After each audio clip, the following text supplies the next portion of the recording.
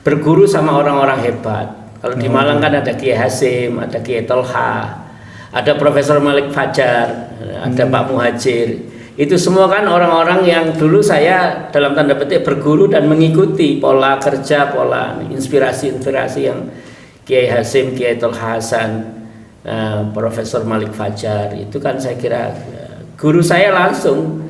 Dan itu semua orang tahu saya dekat Pak Malik, ya. Walaupun sebagian besar orang tahu. Tapi kalau Kiai Hasim sampai akhir hayat saya mendampingi beliau. Kiai Tolha sampai akhir hayat saya mendampingi beliau. Kiai Hasim sakit sampai wafat saya ada di sampingnya. Pak Kiai Tolha juga di Singosari, saya juga masih di Sabilillah.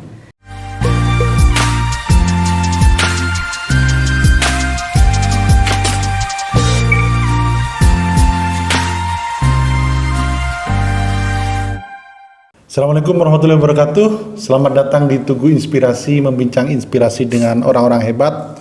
Kali ini kita kedatangan tamu istimewa, super, Prof. Mas'ud Said, guru besar bidang ilmu pemerintahan Universitas Islam Malang dan juga Direktur Pascasarjana Unisma.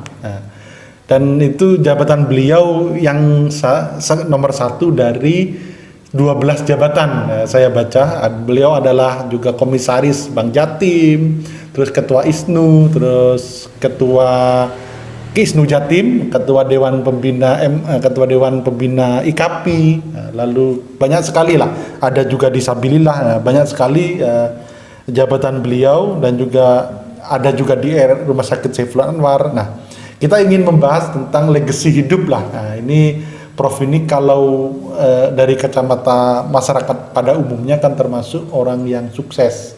Jadi nggak banyak akademisi kan, tapi akademisi yang gitu-gitu aja kan, jarang yang seperti Prof, ASN loh Prof ini ya, tapi kiprahnya luar biasa. Ada di MUI Jatim juga. Nah, itu bisa diceritakan Prof, perjalanan hidup Prof Mas'ud yang katanya saya baca IG-nya barusan itu orang tuanya dari ini jualan es. Nah, jualan es ya, mungkin omsetnya 100.000 lah sehari dulu Prof ya. Iya. Sekarang mungkin anaknya ini ya sehari sudah puluhan juta lah kalau dia. Ya, itu gimana Prof, bisa diceritakan perjalanan Prof? Ya, orang itu punya banyak basic ya. Orang punya basic pendidikan, basic spiritual. Pendidikan yang paling itu kan keluarga dan lingkungan gitu. Di samping pendidikan formal. Yang kedua ada mungkin bakat dan lagi. Bakat itu yang melekat diberikan oleh Tuhan kepada kita. Kita bersyukurlah, siapa saja ini adalah yang terbaik diberikan Allah Subhanahu wa taala. Kemudian juga laki. Saya I'm a lucky man. Sebetulnya saya ini laki saja, orang yang beruntung saja, karena mungkin bapak saya berdoa kan Muhammad Mas'ud. Mas'ud itu ya orang yang bahagia, orang yang beruntung gitu. Saidun juga orang yang bahagia, orang beruntung. Jadi orang bahagianya orang bahagia, orang beruntungnya orang beruntung. Tidak ada hal yang khusus seperti diceritakan. Background kami kalau ekonomi, bapak saya memang punya banyak lahan sawah tapi tidak digarap karena beliau adalah pedagang es dan pedagang warung biasa. Ada di 2 tempat, yang satu di pabrik gula Tulangan, yang satu di pasar Tulangan. Tapi yang di akhir itu beliau hanya memilih satu, yaitu di warung es campur Tulangan. Yang orang lokal ya lumayan terkenal. Saya membantu mulai dari SMP kelas 1, 2, 3, SMA kelas 1, 2, 3. Bahkan ketika saya di Brawijaya di S1 pulang ya kalau libur ya tetap membantu.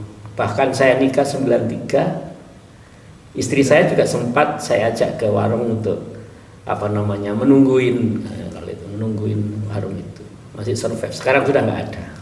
Jadi beliau ya, walaupun dasar spiritualitasnya keluarga pondok, imam masjid, imam langgar, imam musola, dan leluhur-leluhur kami memang tokoh masyarakat. Siap.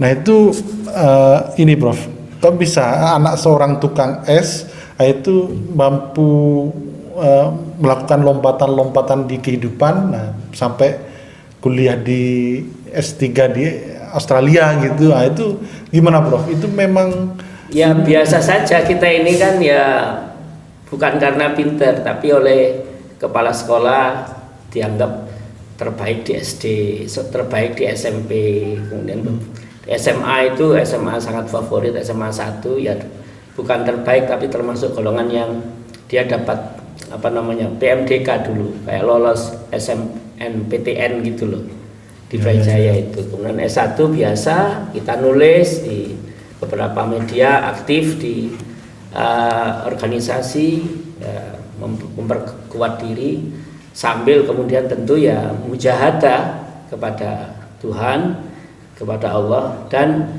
kita merasakan energi doa dari orang tua dan pengharapan beliau itu masuk ke internalisasi kita.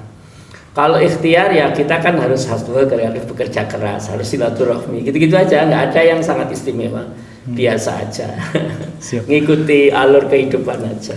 Siap. Nah, Prof, ini kan ada orang yang ini Prof ya, orang yang berkembang dan orang yang nggak berkembang, statis gitu ya. Menurut Prof, yang Prof lakukan itu apa sehingga bisa berkembang, misal nggak seperti grup dosen yang lain. Nah, jadi tiap waktu itu ada perkembangan gitu, itu hal apa yang terus Prof lakukan gitu? Kita kan kalau akademik biasa aja lah, ya walaupun tadi terbaik. Tapi saya biasa aja, S1 biasa aja yang average. Tapi kita dapat beasiswa waktu itu, dan kemudian dengan beasiswa itu jadi ASN yang juga lagi-lagi nggak pakai tes lah, karena satu kelas cuma satu orang. Kemudian tadi networking, ya, silaturahmi. Kita banyak teman, berguru sama orang-orang hebat. Kalau di Malang kan ada Kiai Hasim, ada Kiai Tolha, ada Profesor Malik Fajar, ada Pak Muhajir. Itu semua kan orang-orang yang dulu saya dalam tanda petik berguru dan mengikuti pola kerja, pola inspirasi yang Kiai Hasim, Kiai Tolha Hasan, Profesor Malik Fajar. Itu kan saya kira guru saya langsung, walaupun tidak diajar secara klasikal gitu ya, tetapi kita ngikuti. Kalau Kiai Hasim kemana-mana saya ikut. Kalau dulu sering diajak ke Sumatera, ke Jakarta. Kalau ke Pak Malik, karena saya lama di UMM kan kita tahu bagaimana beliau memanage, bagaimana karakter beliau untuk menyerahkan seluruh tenaga, pikiran untuk mengelola jamiahnya, yaitu di Muhammadiyah yang berkembang. Nah, kemudian di Kiai Tolha Hasan juga salah satu founder Sabilillah dan founder Unisma. Saya ngikuti sampai akhir, bahkan saya sangat dekat sama beliau. Kalau tiap Jumat ya di Sabilillah duduk di pilar itu, kemudian makan siang di SD Sabilillah disediakan masakan Jawa, sop, sambal, rawon gitu-gitu. Kemudian beliau menceritakan tentang perjuangan beliau. Itu aja, kita berguru kepada orang-orang yang hebat. Kita tidak boleh terlalu pede bahwa saya hebat, itu tidak bisa, karena kita harus ada hampiran. Hampiran itu orang-orang yang punya amal soleh, pejuang, orang yang riadohnya kuat, kerja kerasnya mantep, dan dia juga harus berjejaring. Nah, orang-orang yang saya sebutkan tadi kan sekarang tentu saya lagi menikmati belajar banyak ke Gubernur Jawa Timur untuk bagaimana kerja keras, bagaimana menjadi orang yang bisa bermanfaat banyak orang, bagaimana beliau datang ke daerah-daerah di 38 kota dan kabupaten. Saya belajar ilmu pemerintahan sejak lama, 25 tahun, jadi tahu gubernur berbuat apa yang semestinya. Kalau pemimpin itu kan ada 4, yang satu sederhana, kemudian merakyat termasuk dekat dengan rakyat. Yang ketiga tahu apa yang harus mereka kerjakan. Yang keempat punya citra diri, kepribadian, punya integritas. Nah, itulah orang-orang guru kita yang kita harus ikuti. Dan itu ada di 4 guru beliau, Iya. 4 guru dan Bu Hovifah gitu ya, Dan Bu Hovifah, kira-kira gitu. iya, iya. Nah, Prof, ini menarik ini, Prof. Ini kan Prof ini kan dari kalangan NU. Nah, dulu Iya, iya, Ketua PMI cabang Kota Malang. Betul. Nah, Bu Hovifah Ketua PMI cabang Surabaya. Nah, Caimin Ketua PMI cabang Yogyakarta. Ali Maskur Musa Ketua PMI cabang Jember. siap ini Banyak tokoh. jadi orang hebat semua ya, alhamdulillah. Nah, ini Prof. Jadi dari berarti Prof ini dari keluarga NU, nah, tapi didrill juga oleh Muhammadiyah. Nah, Iya. dari Ini Bapak Wali Fajar. pertanyaan Pak yang Muhajir. paling sering ditanyakan sama orang. Jadi saya di dalam hidup ini kan ikut aja alur. Karena saya ASN, calon ASN di Brawijaya. Pada saat itu Prof Malik Fajar sedang mengembangkan Universitas Muhammadiyah Malang, merekrut semua calon ASN yang dapat beasiswa ikatan dinas itu di Jakarta. Nama saya masuk. Disitulah pergulatannya. Apakah saya ikut jadi ASN atau enggak? Kalau jadi ASN harus ikut, mau ditempatkan di UMM. Kalau enggak ya harus keluar. Menolak kan berarti ya negosiasinya berat. Nah, kemudian saya ke orang tua, Bapak saya, karena yang mewakili Tuhan itu kan orang tua sebetulnya. Tuhan hidup itu katanya itu manusia, orang tua kita, termasuk terutama ibu. Dan beliau, kamu jadi apa? Jadi guru. Jadilah guru yang baik. Udah, kita jalan.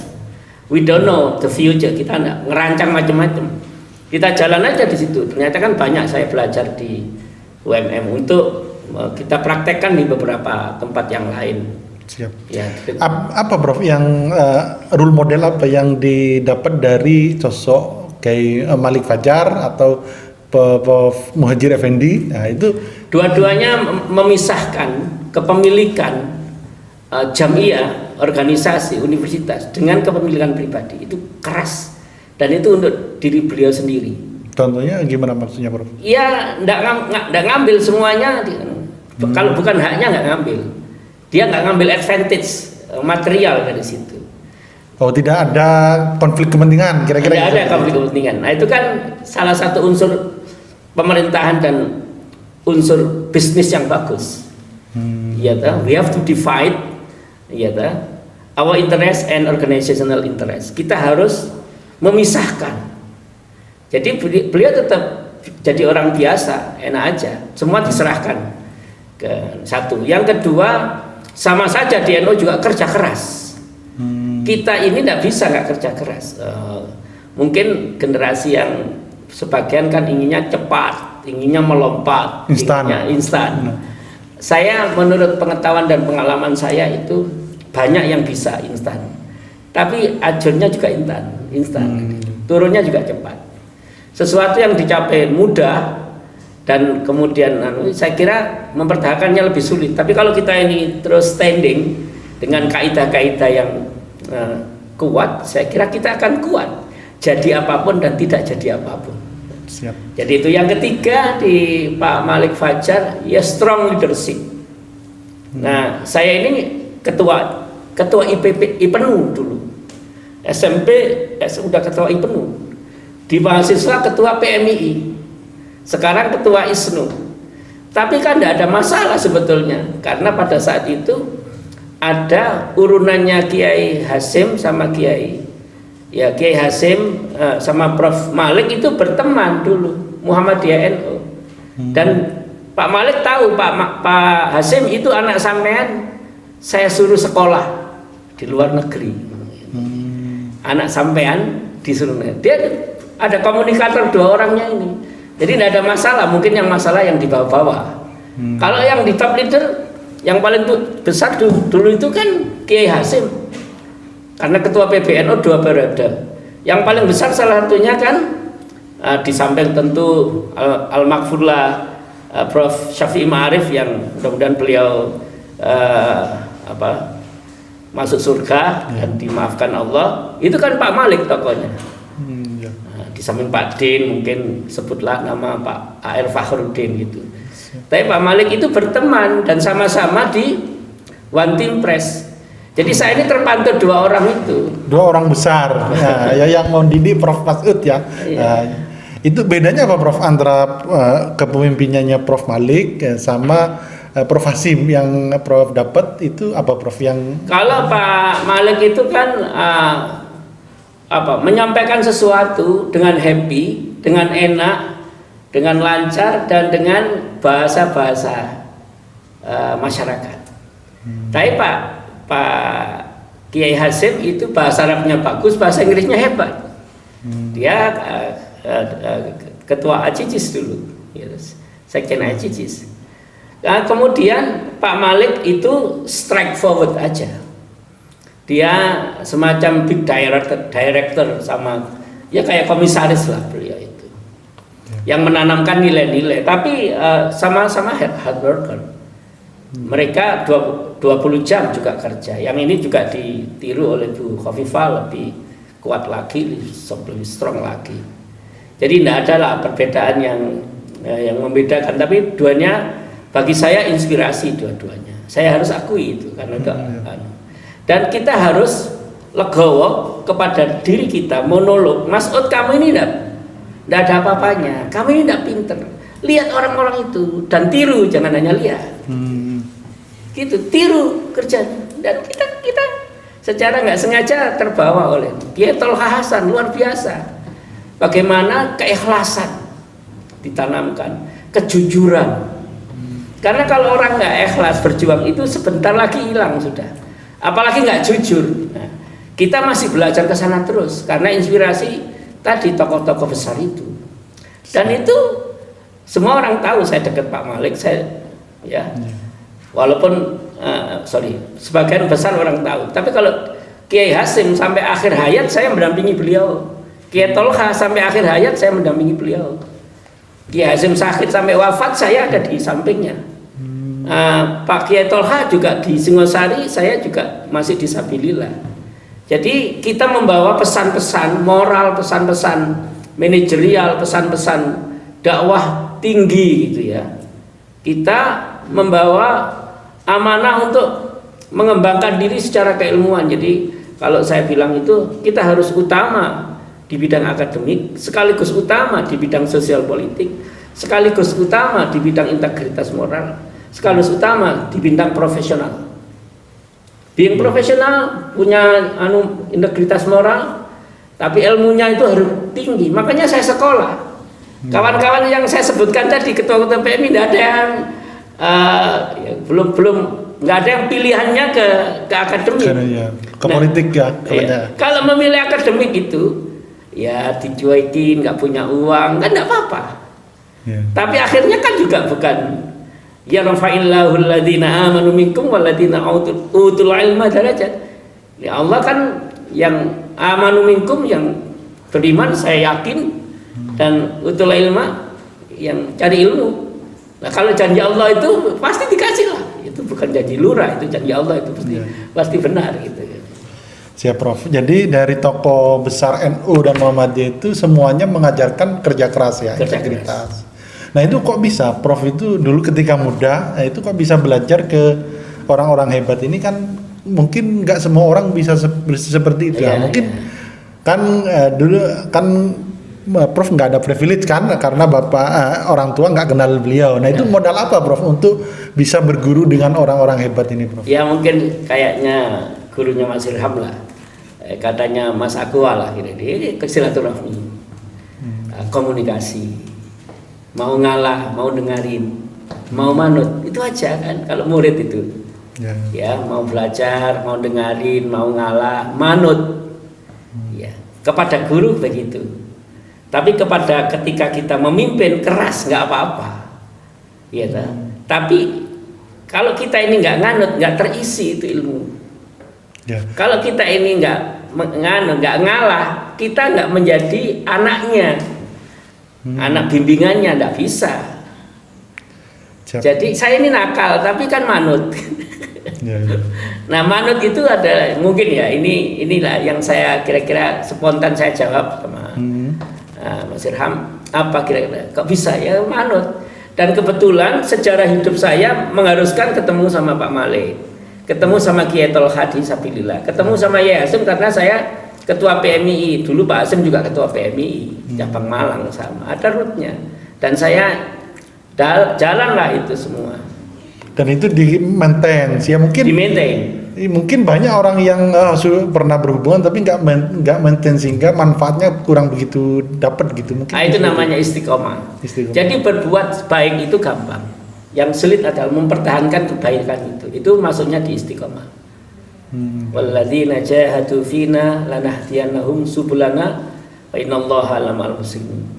Dan orang-orang yang berjuang yang sungguh-sungguh kata Allah di jalanku, aku akan memberikan kode bagi dia jalanku yang benar yang mana. Wa innallaha lamal muslimin, dan Allah bersama orang-orang yang berbuat baik. Sudah, itu jalan yang lurus, berbuat baik itu akan ditunjukin sama Allah. Saya nggak tahu, saya juga nggak tahu kita ini hebat atau enggak itu. Kalau kesombongan saya karena dipuji orang iyalah, tapi bagi saya monolog, Mas Ud kamu itu kalau guru besar masih muda dan masih tenaganya enak, kamu nggak belajar, kamu kalah sama mahasiswamu. Dan aku ngomong begini di mahasiswa saya S2 S3. Jangan kira tak bilang bapak-bapak ini yang sudah ini saya mengajarkan sesuatu itu kan hanya tugas. Sebetulnya saya banyak belajar dari diskusi apa yang jenengan sampaikan. Itu tak sampaikan. Siap. Jadi sekarang kesiapan untuk memperkaya ilmu. Mau belajar. Never ending learning ya, never ending. Jadi kalau di Islam itu kan apa? Udlubul ilma minal mahdi ilal lahdi. Jadi carilah ilmu dari ketika kita lahir sampai kita dikuburkan. Siap.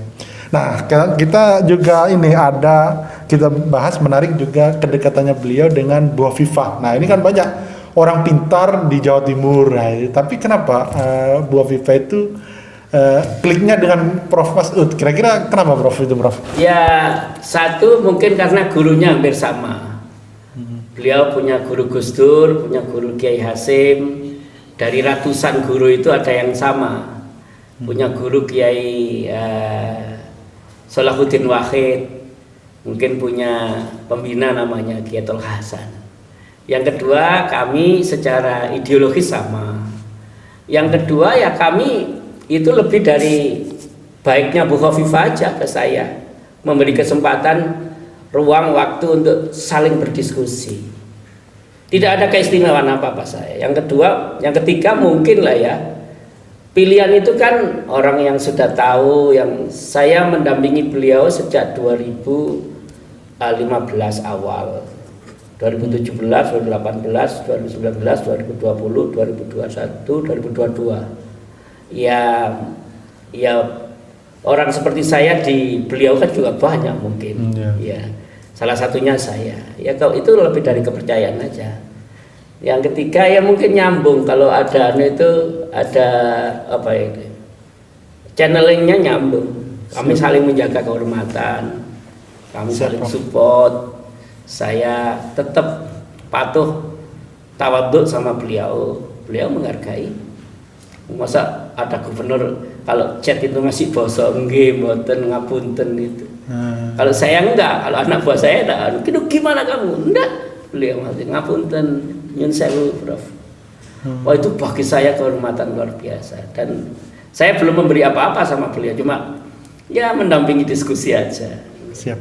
Nah itu yang keteladanan dari Bu Hovifah itu Prof ya, jadi tetap rendah hati meskipun memimpin Jawa Timur, provinsi salah satu provinsi terbesar di Indonesia. Nah. Iya, kabupaten kota 38 kabupaten kota terbesar di Indonesia. Yang kedua saya kira Jawa Timur itu salah satu yang provinsi penting di samping DKI, Jawa Barat, Jawa Tengah ya, provinsi penting karena di sini pahlawan-pahlawan juga dari sini.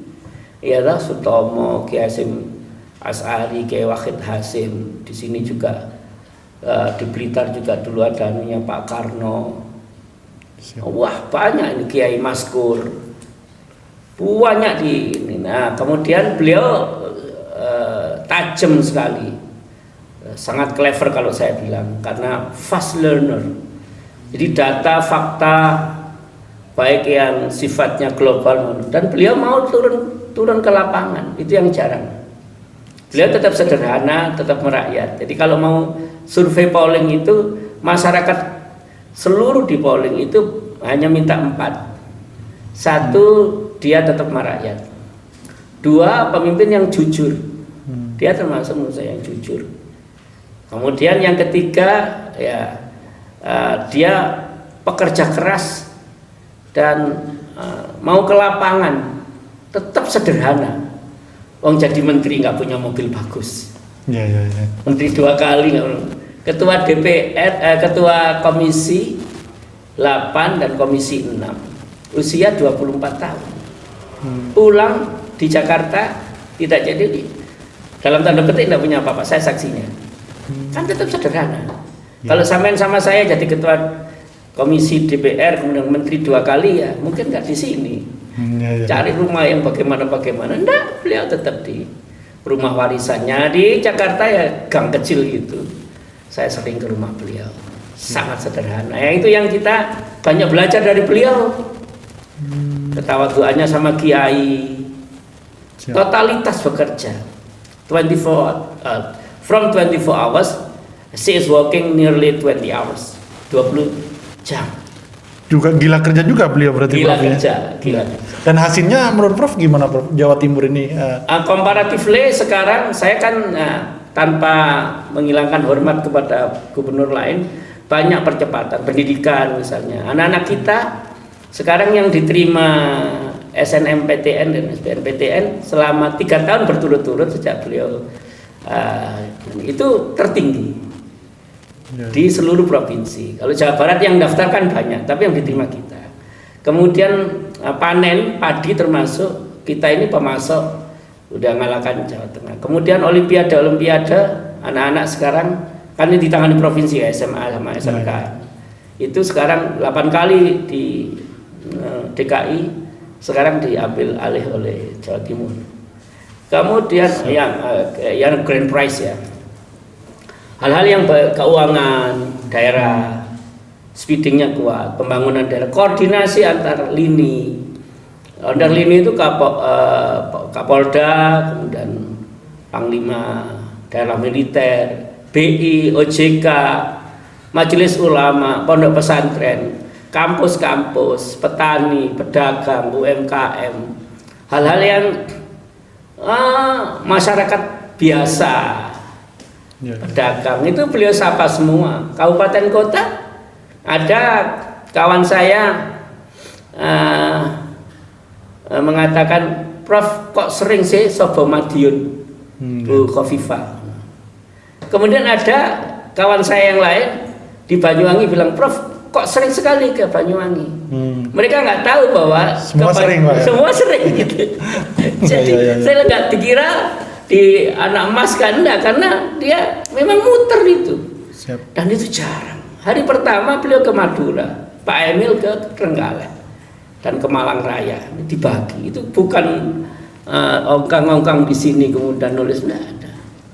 Ya memang sering dikumpulkan itu sekda, provinsi, kepala OPD, kepala badan. Kemudian PJMD dibagi tahun ini. Capaiannya RKP, rencana kerja pemerintah tahun ini. Kemudian penilaiannya ini WTP, terus wajar tanpa pengecualian. Kemudian hal-hal yang berkaitan dengan misalnya transportasi Madura sini lewat situ Bondowoso. Kemudian hal-hal yang berkaitan pasar, kebijakan-kebijakan yang sifatnya masyarakat yang saya tahu karena saya mengikuti itu sangat tepat. Walaupun tidak semua bisa mengikuti ya. Prof, jadi benar ya kalau kata Pak Jokowi itu pernah dalam pidatonya itu ditelepon ada bencana di luar Jawa, tiba-tiba sudah ada di lokasi ya. Jadi memang cepat ya gerak beliau gitu, Prof ya. Iya, satset itu. Kalau bahasanya satset atau gercep. Jadi Pak Jokowi kan ada bencana di Papua waktu itu ya. Kemudian Bu Menteri Sosial, tolong ya, Bapak saya di sini. Demikian pula kalau ada bencana-bencana dalam hitungan jam dia datang. Di Kementerian Sosial dulu juga anak buahnya pokoknya dengan 1, 2, 3 jam tim saya harus ada di lokasi, menunjukkan kehadiran pemerintah untuk menyelesaikan masalah. Itulah yang paling dibutuhkan. Jangan kemudian yang satu di mana di luar negeri, yang satu di mana, turun langsung. Siap Prof, luar biasa ini.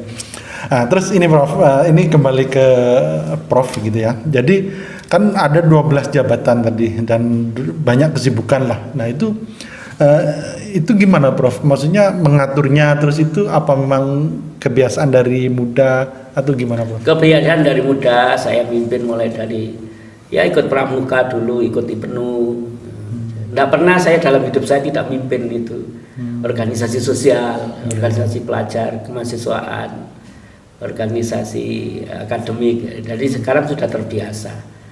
Kita nanti kan kalau ada undangan, saya pernah dalam satu Sabtu kemarin itu 7, hanya sampai jam 3, 7 acara, yang satu di luar kota.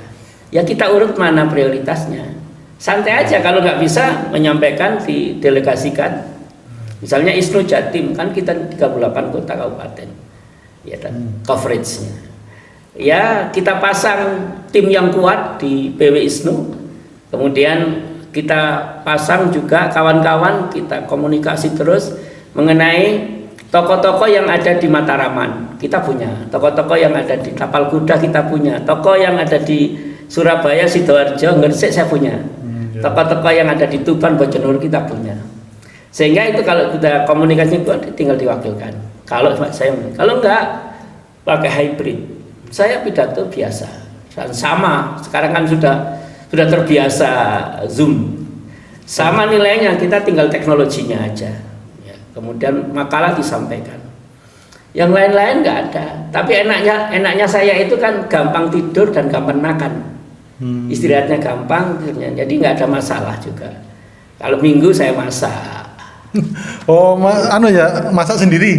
Masak di rumah. Oh ya. Hampir tiap pagi kalau saya nggak harus berangkat lebih pagi dari setelah subuh, ya saya ke bantu nyonya di mau ceplok telur, apakah memindahkan piring atau kan untuk anak-anak yang sekolah SD SMP itu. Hobi udah itu Prof ya. Nah, namanya anaknya tukang warung, jadi saya bisa masak sedikit-sedikit. Siap.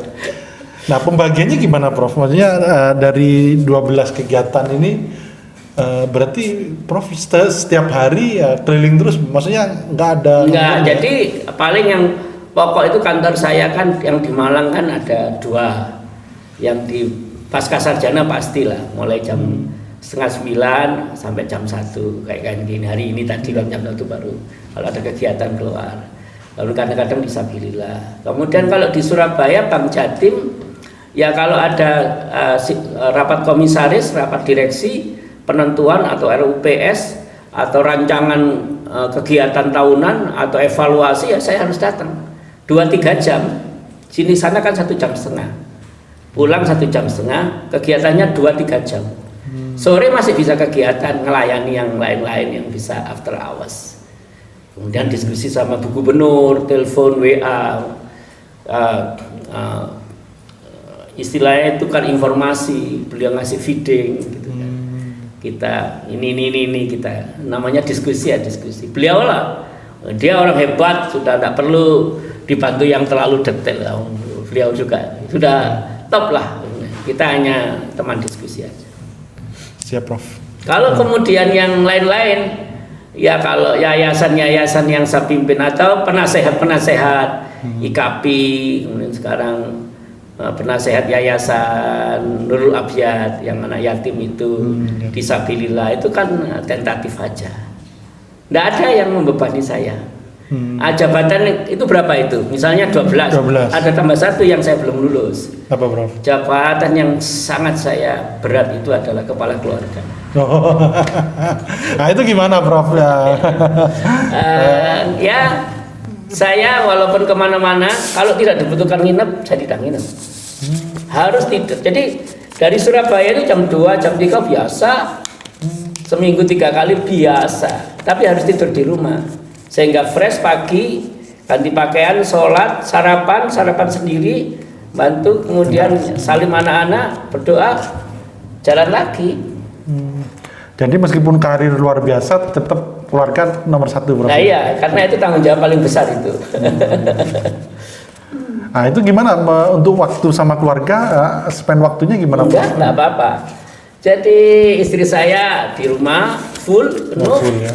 tidak komunikasi terus. Kemudian saya tidak main hotel, walaupun ya tentu saja jabatan yang komisaris itu dengan aset 107 triliun saya punya lah privilege untuk tidur di hotel mana saja. Tapi selama 2 tahun setengah jarang saya gunakan, sangat jarang saya gunakan. Tidak saya ambil itu privilege. Iya. Lebih baik di kampung itu aja. Luar biasa. Terus ya oke, Prof. Ini di Bank Jatim, Prof. Ini menarik. Ini kan Prof pemerintahan ya, kaitannya keilmuan Prof kan judulnya ke pemerintahan. Lalu kaitannya dengan komisaris Bank Jatim apa, Prof, yang perubahan-perubahan yang dilakukan? Ya ada persyaratan kan, itu ada perwakilan pemerintah, ada yang akademisi, ada yang ekonom. Nah, kalau dari saya ini kan, kalau pemerintah kan good governance, harus open, harus jujur, ada responsibility, transparansi kan begitu toh. Sama saja perbankan itu harus begitu. Kemudian nanti adalah teamwork yang baik, evaluasi yang kuat. Nah sekarang alhamdulillah sudah 107 triliun dari kemarin, dulu waktu saya masuk insya Allah 97 triliun. Jadi 20 triliun tambah asetnya. Kemudian juga kita juga belajar dan memperkuat ya yang disebut sebagai risk management, manajemen risiko. Kalau orangnya itu jujur, kalau orangnya disiplin, kalau orangnya kuat, kalau orangnya bisa kayak Pak Malik tadi, membedakan kebutuhan pribadi dengan kebutuhan perusahaan, itu sudah contoh yang baik. Nggak boleh dikira itu semua miliknya gitu kan. Kita hanya tenaga pelaksana aja. Jadi itu penting. Sama kalau kemudian di corporate tinggal bagaimana efisiensi. Karena kalau efisiensi kuat, pendapatan naik, laba pasti naik. Jangan dibalik, foya-foya, kemudian performan keuangannya kecil. Ya, semualah perusahaan besar itu yang penting efisiensi, kemudian SDM kuat, pengawasan, kemudian juga kalau di dalam segi organisasi penetrasi pasar. Lah, kita kan tahu, saya ini hafal. Di Surabaya ada 10,2 triliun APBD tiap tahun. Bojonegoro ada berapa? 6,2 triliun. Sidoarjo ada 4,2 triliun. Kemudian Malang ada berapa? Jadi semuanya di Jawa Timur itu APBD kota kabupaten sekitar 97 triliun. Nah, kalau di Pemprov kita punya 31 triliun sekarang. APBD-nya tahun 2001-2022. Nah itu semua kan harus ada sinkronisasi dari pembukuan dari uang-uang provinsi kabupaten. Nah itu menjadi domain dari keuangan di Bank Jatim. SDM, gitu, SDM dipacu. Makanya kita ngambil komisaris dan direksi baru yang pengalaman nasionalnya ada. Yang sekarang ini kan selama 2 tahun kita ngambil orang pengalaman nasional. Kalau drivernya bagus, SDM-nya kuat, peremajaan jadi. Nah nanti maka penetrasi pasarnya kuat. Dan ini sudah alhamdulillah sudah menurut saya kok bagus. Perkembangannya luar biasa, menaik 20 triliun itu asetnya. Dibandingkan dengan bank daerah dari daerah lain, Bank Jatim itu termasuk kita masih nomor 2. Kalau aset di Bank Jabar itu 146 triliun. Karena Bank Jabar itu Bank Jabar plus Banten kan 2 provinsi. Provinsi Banten masuk Bank Jabar. Nah, kemudian kalau dari segi laba, kita dulu mulai dari laba 1,35 triliun, tahun kedua tahun 2020 1,4 triliun, kemudian 2022 ini 1,5 triliun. Jadi kalau laba sekitar penambahan setengah triliun 1 triliun itu udah bagus dengan aset yang segitu. Kemudian mungkin kalau kelemahannya dari di SDM karena tidak gampang, everything is regulated kalau di perbankan itu. Tidak boleh ngambil orang kemudian dimasukkan, tidak boleh. Ponaan itu tidak ada lagi. Bu Gubernur anaknya banker, anaknya yang ada ahli keuangan 2, tapi tidak ada yang dimasukkan. Saya juga tidak memasukkan anak saya, ponaan saya. Nah itu clear. Nah itu dulu. Nah kalau itu clear kita bisa ngomong clear. Profesionalisme. Kita minta misalnya untuk hadiah-hadiah yang sifatnya hari raya nggak boleh ke atasan. Saya nggak boleh menerima hadiah yang macam-macam itu. Ya kalau terus terang kalau makanan masih lah kita dapat. Saya nggak boleh itu. Orang direktur mengumpulkan untuk dirut itu. Dirut direktur mengumpulkan untuk komisaris nggak boleh. Sejajar aja nggak boleh. Harus ke bawah, ke karyawan. Nah itu yang saya tahun pertama sudah menulis surat ke direksi bahwa menurut ya di agama-agama pun ya kita ngasihkan ya ke bawah. Kalau ke atas itu ada sesuatu yang lain gitu. Itu sudah ada surat tahun pertama. Dan itu menurut saya sesuatu bagi saya. Itu kultur organisasi. Siap, luar biasa. Jadi bagaimana Bank Jatim ini akan ini Prof ya, tata kelolanya sudah menjadi seperti bank korporasi nasional yang profesional gitu ya. Kalau mungkin nasional kan ada BCA yang kita ini ada grade-nya. Kalau swasta beda. Kalau swasta murni, swasta itu tidak tergantung regulasi kecuali regulasi dari OJK dan undang-undang perusahaan gitu. Pasar bebas. Kalau Himbara, Himpunan Bank Negara itu BTN, BRI, Mandiri dan BNI. Sekarang juga ada gabungan bank-bank syariah itu, BSI, Bank Syariah Indonesia. Nah kalau kami masuk BPD, bukunya masih buku 3, di bawah yang saya sebut tadi buku 4, yang 200 triliun ke sana, 250 triliun ke sana asetnya, kita masih 107 triliun. Nah itulah tata kelolanya ya, kadang ikuti Perda untuk beberapa hal, kadang Permendagri karena dia masuk di dalam tata kelola pemerintah daerah. Kadang juga kalau kami TBK sudah terbuka, jadi sahamnya sudah kita jual, maka ikut undang-undang perusahaan terbatas. Oke. Prof ini mungkin terakhir Prof, ini kan yang banyak yang menonton ini dan juga pengguna internet itu kan banyak generasi milenial yang sedang menapaki karirnya. Mungkin dulu ketika Prof menjadi dosen muda lah kira-kira. Nah untuk bisa survive dan sukses ini kan nggak mudah Prof ya, kehidupan kan berkembang terus. Nah itu hal prinsip apa yang perlu dimiliki oleh anak muda Prof untuk bisa survive dan sukses gitu Prof? Iya macam-macam ya. Sekarang tidak bisa dikategorisasi. Kalau mau sukses harus jalan A. Itu ada berbagai jalan untuk sukses. A misalnya dulu harus rajin, silaturahmi, kerja keras, ya toh. Kemudian berjejaringan sama. Cuma cara untuk itu berbeda sekarang. Karena ada device atau ada alat, medsos segala macam yang itu bisa upgrading very fast. Dia bisa. Nah, oleh karena itu, karena in the era of communication and technology, ya kita harus mastering teknologi and communication. Mastering itu anak-anak. Yang kedua, kita itu sebetulnya tugasnya ialah mencari apa keunggulan kita yang given, pemberian yang given itu namanya talenta. Kita cari talenta kita sendiri.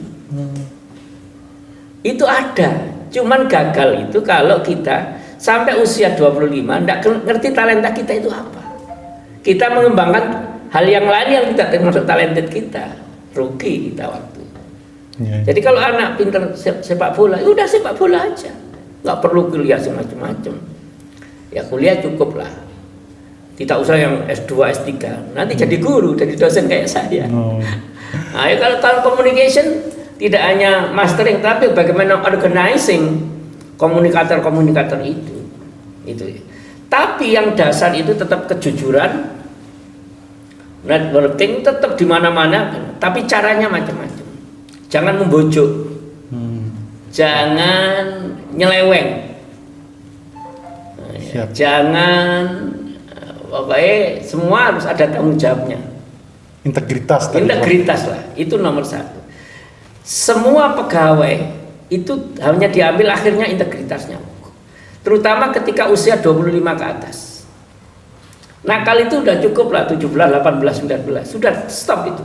Ngawur itu dua-dua udah stop. Setelah itu harus jadi berani. Nah kalau saya kata teman, apa Pak Masud, kita ya beli waktu.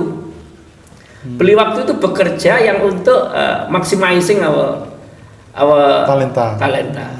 Kemudian ya promoting our talenta juga. Saya harus berani dong promoting. Kemudian ya kerja keras. Kemudian ya, tetap sabar. Karena bondo yang akhir nanti kalau sudah usia kayak saya 58 itu ya tinggal sabar aja.